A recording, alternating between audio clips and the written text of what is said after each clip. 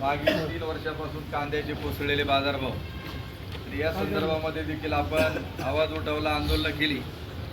परंतु गेल्या 1-1.5 वर्षाचा कार्यकाळ जर पाहिला तर कांद्याचे बाजारभाव कोसळून लोकांच्या पदरात उत्पादन खर्च देखील पडत नाही. आणि म्हणून परवाच्या दिवशी आम्ही मंचरला असंच आपल्याला आंदोलन केल्याशिवाय पर्यायाने अशी भूमिका घेतली आणि त्याची दिशा ठरवण्यासाठी बसलो. आणि तिथं देखील लिलाव व्यापाऱ्यांना देखील आम्ही सांगितलं की कांद्याचे बाजारभाव पडल्यामुळं शेतकरी तर नुकसानीत आहेच. आता आडतदारी तर असतील तर हातवर करा. कोण असतील व्यापारी हातवर करा. तुमचं बरं चालले भाव पडल्यामुळं का तुम्ही अडचणीत तुम्ही अडचणीत. सभापती साहेबांना मी कालच फोन केला की आम्ही येणार आहे. माऊलींना देखील सांगितलं, तुषार भाऊशी पण बोललो डायरेक्ट की ज्यावेळी कांद्याला भाव नसतो त्यावेळी उत्पादक अडचणीत, आडतदार अडचणीत, बळं त्याला माल कोणाला तरी तो टाकून द्यावा लागतो. बाजार असेल तर तुमच्याकडे ग्राहक पळत येतो. आणि मार्केट कमिटीची संस्था आहे, जर कांद्याला किंवा कुठल्याही मालाला शेतमालाला भाव नसेल तर ती संस्था राज्यामधल्या अनेक मार्केट कमिट्या देखील सभापती साहेब बंद पडलेल्या आहेत. त्याची आकडेवारी मी देखील आपल्या सर्वांना सांगेन. आणि म्हणून आपण मंचरला निर्णय घेतला. आणि त्या दिवशी शेतकरी संघटनेचे इथं माऊली होते, रमेशराव होते, संजयराव भुजबळ होते, त्याचप्रमाणे सचिन सोरे होते, सूरज भाऊ, ही सगळी मंडळी होती. आणि त्यांना आणि खेडची देखील मंडळी होती. आम्ही ठरवलं की आज इथं आळे फाट्याला आपण यायचं, शेतकऱ्यांना विचारायचं की काय करायचं, पुढची दिशा काय ठरवायची. त्यानंतर उद्या चाकणला आपण जाणारे तिथले शेतकरी होते, ते म्हणले उद्या चाकणला या, तिथं बाजार असतो, चाकणचा आपण उद्या निर्णय घेणार. मला सर्व शेतकरी बांधवांना या निमित्ताने सांगायचे की कोसळलेले बाजारभाव, डिझेलचे वाढलेले दर, आता 94 रुपये मागच्या आठवड्यामध्ये जे स्थिर दर होते 92 होता का 94 होता, वर्षभर कोणता दर स्थिर होता, म्हणजे समजा 91-92 रुपये. आज कुणी डिझेल टाकला तर काय भाव आहे?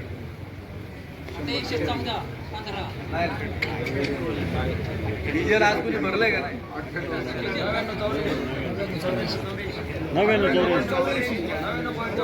हा, 100 रुपये आजचा दर, म्हणजे 9 रुपयांनी डिझेल त्या ठिकाणी वाढलेला आहे.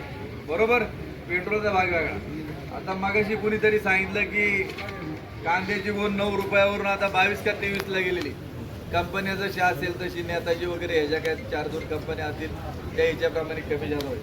म्हणजे हे सगळा परिणाम ज्यावेळी डिझेलचे दर वाढतात, तुमचा वाहतुकीचा खर्च वाढणार आहे. त्याचबरोबर गुणीचा दर वाढलेला आहे. आता हे वाढलं का आम्हालाही काय, तो एक मोटरसायकल त्याचं पेट्रोल वाढलं म्हणजे आम्हालाही वाढणार, सगळंच त्या ठिकाणी वाढते. आणि अशा पद्धतीने उत्पादन खर्चामध्ये आपल्या वाढ होणार आहे. मला आवर्जून आपल्या सर्वांना सांगायचे की केंद्र सरकारने जाहीर केलं होतं की मोदी साहेबांनी 14 साली सांगितलं होतं की 2022 साली शेतमालाला उत्पादन खर्चाच्या किती पट हमी भाव मिळेल? 1.5 पट मिळेल. मग आपण 14च्या पूर्वी 1000-1200 रुपयांनी कांदा विकलेले, म्हणजे 10 किलोला. आज उत्पादन खर्चापेक्षा मायनसमध्ये आज कांदा गेलेला आहे. याच्याबाबत तुम्हाला आम्हाला विचार या निमित्ताने करायचा. त्याचबरोबर तुषार भाऊनी उल्लेख केला ते खरं आहे की राज्याच्या मुख्यमंत्र्यांनी 2023च्या भाषणात सांगितलं की तारीख देखील तुम्हाला आता आपण सांगू की 2023ला सांगितलं की कांद्याला किमान 24 रुपये भाव मिळाला पाहिजे, ही देवेंद्र फडणवीसांची मागणी. 15 दिवसापूर्वी त्यांनी सांगितलं की नाफेड मार्फत महाराष्ट्रामधला कांद्याचा दर हा किती राहील म्हणले? 1235 रुपये क्विंटल. 1235 रुपये क्विंटलनी ज्याचा कांदा खरेदी केला त्याने हात वर करून दाखवा. नाफेड मार्फत 15 दिवसापूर्वीची घोषणा आहे. झालाय, घोषणा झाली. कोणालाही कांदा खरेदीचं सेंटर म्हणा परमिशन मिळालेलं नाही. त्यानंतर रोहित दादांनी 27 तारखेला चांदोडला आंदोलन करण्याचं ठरवलं. आणि आंदोलन मोठं होते म्हणल्यानंतर लगेच रातोरात 25 तारखेला 26ला आंदोलन होतं. 25ला रात्रीचा निर्णय एक पत्रक काढलं अन्न पुरवठा विभागाने केंद्र सरकारच्या की नाशिक जिल्ह्यामधला कांदा हा 1580 रुपये क्विंटलने खरेदी केला जाईल नाफेड मार्फत.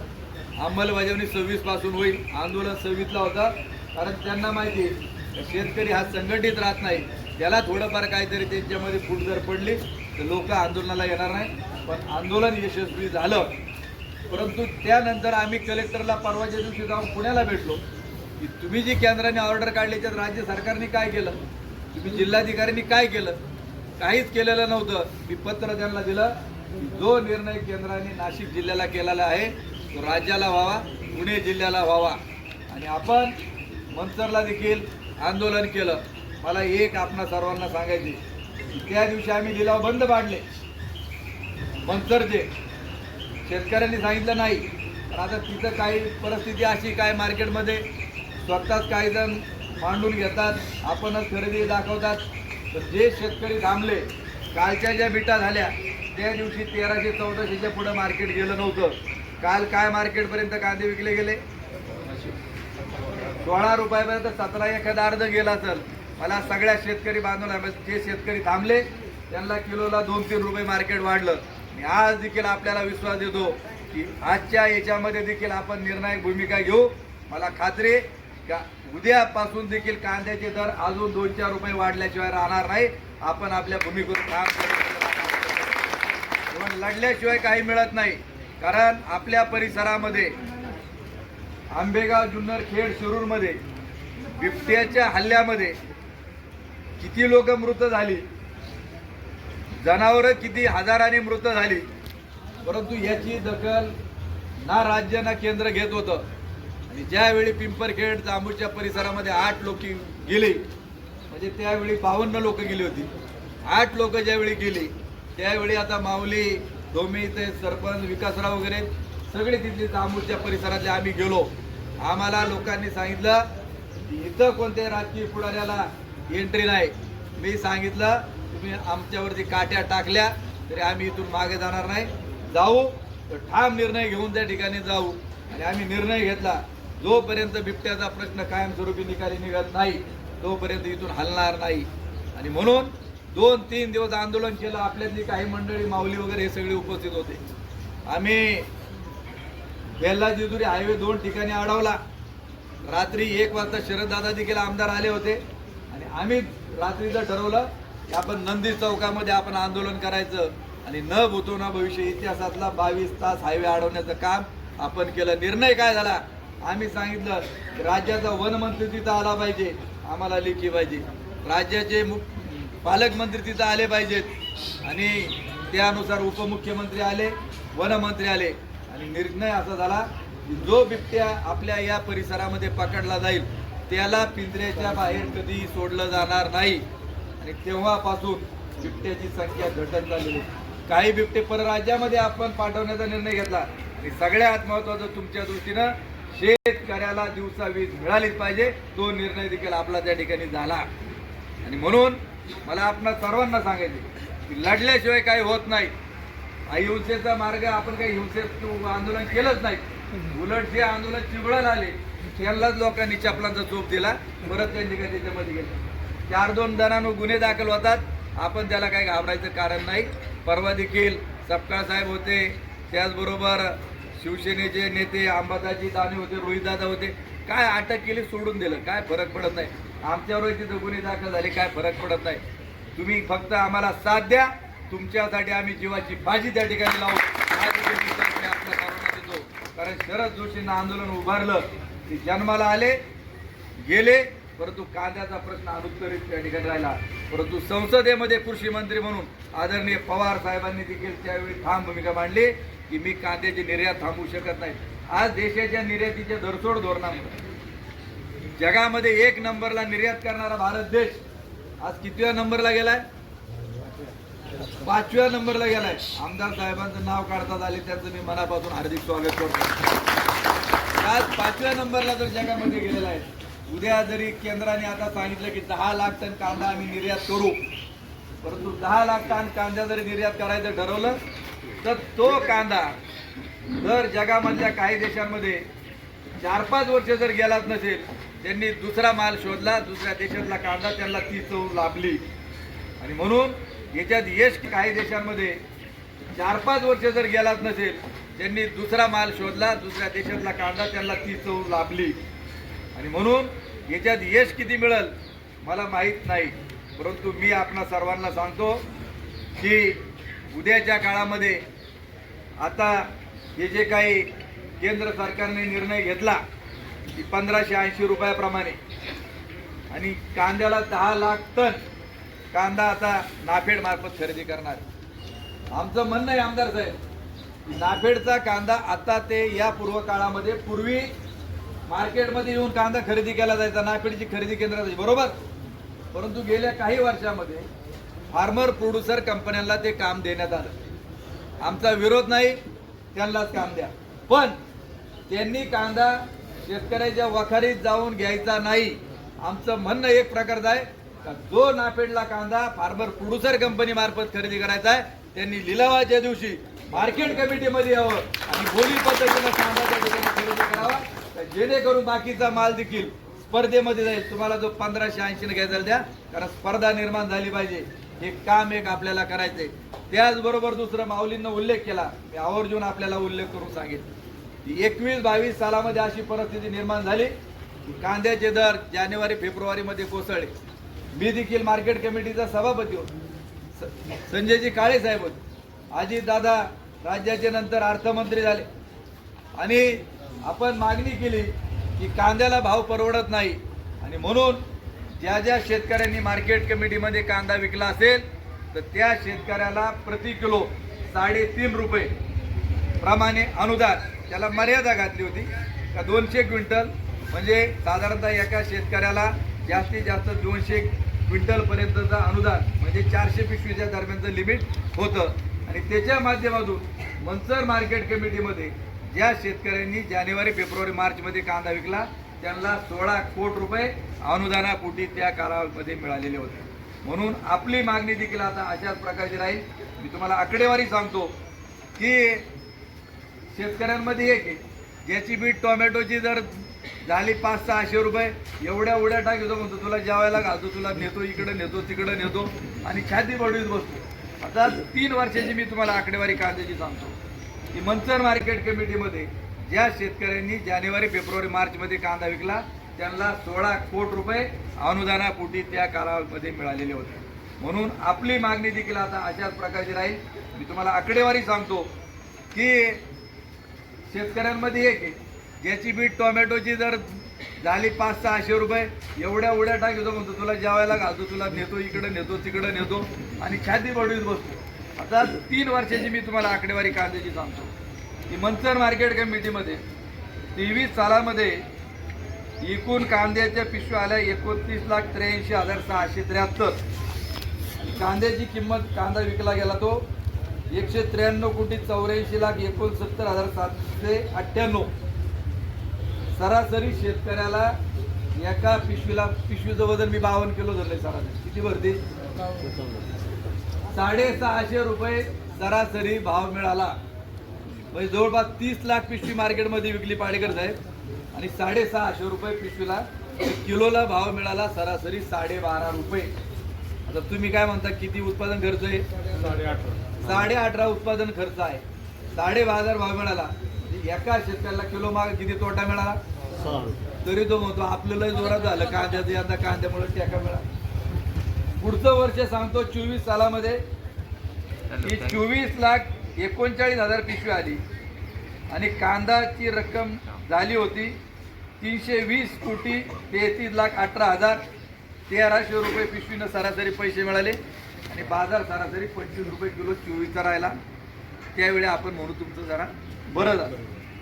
आता गेल्या वर्षी 25 सालामध्ये मार्केटमध्ये 25,05,836 पिशवी आली, 160,41,89,200 रुपये आले. म्हणजे कितीनं पैसे कमी झाले? आदल्यावर काही सेकंदापूर्वी तुमच्या ध्यानात राहत नाही. जर आपल्याला तोटा झाला का नफा झाला गेल्या वर्षी हे कधी शेतकरी ध्यानात राहत नाही. आदल्या वर्षी 320 करोड झाले तेवढे, दुसऱ्या वर्षी 160, म्हणजे 160 करोड रुपये शेतकऱ्याचं नुकसान झालं. 640 रुपये पिशवीने तुमच्या हातात पैसे आले, 1212 रुपये 30 पैशांनी पैसे हातामध्ये आले. या वर्षीची आकडेवारी आतापर्यंत जेवढा कांदा विकला गेला तर 7 7 12 एक 13 लाख पिशवी मार्केटमध्ये विकली गेली आणि त्याच्यामधून जे पैसे तिथं आले तर 80 करोड रुपयाच्या दरम्यान आले आणि सरासरी एका पिशवीचे 552 रुपये लोकांना आता जी विक्री झाली त्याच्यामध्ये हातात आले आणि कांद्याला सरासरी भाव मिळाला 10 रुपये 61 पैसे किलो. ही जी 3-4 वर्षाची जी आकडेवारी आताची या वर्षी धरून तर सरासरी 15 रुपये प्रति किलो कांद्याला भाव लोकांना 4 वर्षात मिळाला. तुमचा किती येतोय उत्पादन खर्च म्हणले 8.5 म्हणजे किती रुपये तोटा झालाय 4 वर्षामध्ये सरासरी 3.5 रुपये किलोने शेतकऱ्याचं नुकसान झालेलं आहे. आणि म्हणून कांदा उत्पादकांना तुम्ही जागे झाले पाहिजे, लढले पाहिजे. मी सांगतो, मी मार्केट कमिटीमध्ये डायरेक्ट आहे, भीमाशंकर कारखान्यामध्ये डायरेक्टर आहे. यावेळी साखरेची आधारभूत किंमत दादा आमदार साहेब 32 रुपये 50 पैसे ही ठरलेले, सगळं काढलेलं FRP.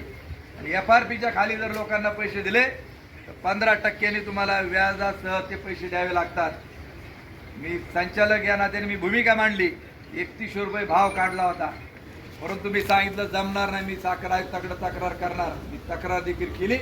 तक्रार केल्याबरोबर तिसऱ्या दिवशी 3273 रुपयाप्रमाणे शेतकऱ्याच्या खात्यापर्यंत आजपर्यंत सगळा पैसा पेड करावा लागला.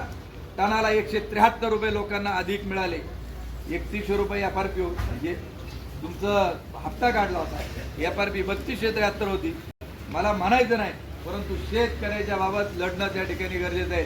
आणि म्हणून जी भूमिका आपण लढ्यामध्ये पाणीपट्टी 10 पट वाढली होती, आम्ही विरोध केला.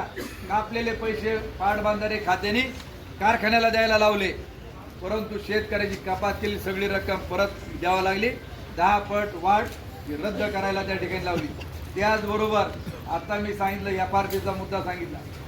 मधल्या काळामध्ये 7.5 हॉर्स पॉवरच्या पुढे ज्यांच्या मोटरी आहेत त्या शेतकऱ्यांच्या संदर्भामध्ये सांगितलं की वीज कपात का कनेक्शन डिस्कनेक्ट करा.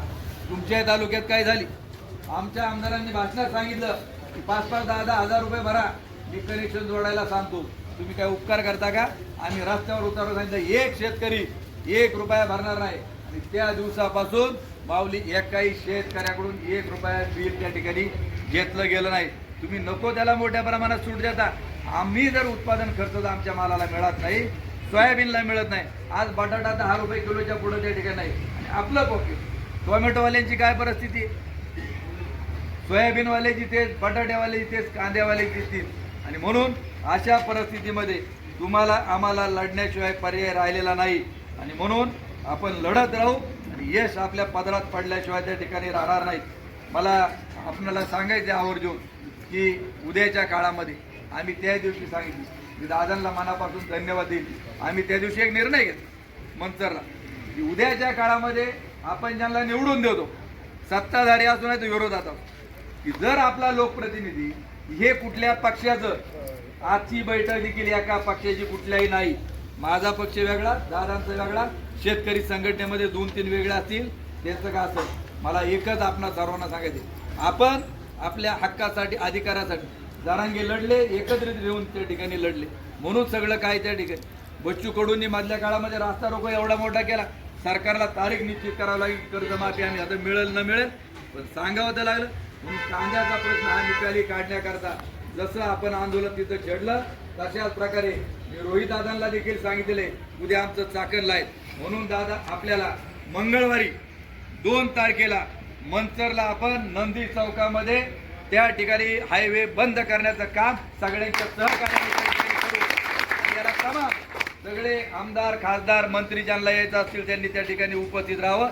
सगळ्या पक्षांनी, कुठल्याही पक्षाचा बॅनर ते आंदोलन आमच्या याच्या खाली तुम्ही पोस्ट तयार करून टाका की शेतकऱ्यांकरता आम्ही त्या ठिकाणी आमच्या संघटनेचा पाठिंबा, आम्ही आंदोलनात उतरतोय, तो आंदोलनामध्ये उतरतोय.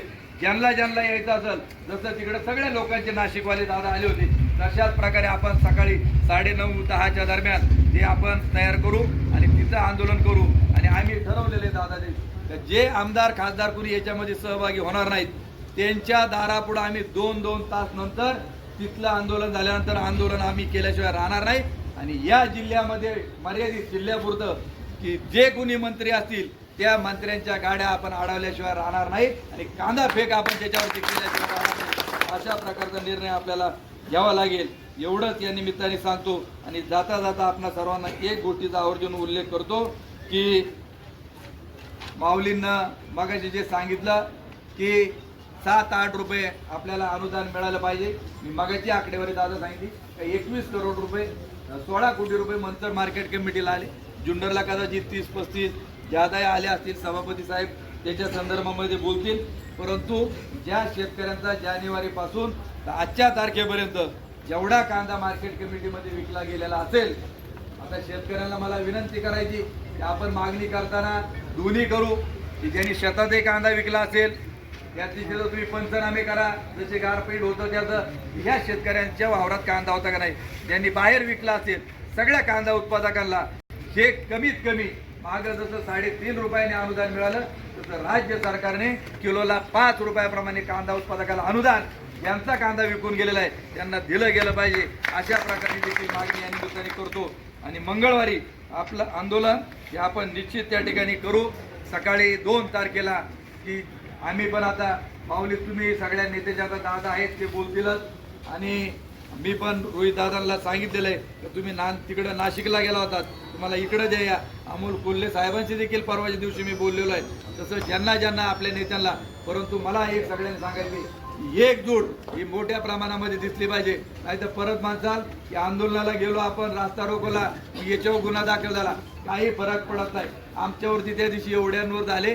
काही फरक पडत नाही दादांनी शब्द दिलेला आहे की जेवढ्या आंदोलकांवर बिबट्याचे गुन्हे दाखल झाले आम्ही त्या ठिकाणी काढून टाकू त्यांनी देखील बिबट्याचा ड्रेस घालून याच मतदारसंघाची परिस्थिती जनतेसमोर मांडली तशाच प्रकारे कांद्याच्या बाबत देखील ते आवाज उठायल्याशिवाय राहणार नाही एवढं सांगतो आपण सर्व शेतकरी बांधव मोठ्या प्रमाणामध्ये सहभागी झालात तुम्हाला देखील मनापासून धन्यवाद देतो आणि आमचं म्हणणं एक आहे की कांद्याचा आपला लिलाव तुमचे आज थांबू द्या ज्याला कोणाला शेतकऱ्याला काय म्हणायचं जातं आणि जर कोणाला कांदा या ठिकाणी घ्यायचा असेल तर जो दर केंद्राने तात्पुरता जो निश्चित केलाय त्यामध्ये याच्या दिवशी जर लिलाव पुकारायचे जर असतील तर कुठल्याही परिस्थितीमध्ये 16 रुपयाच्या खाली एक देखील कांदा आम्ही आज मार्केटमध्ये विकून देणार नाही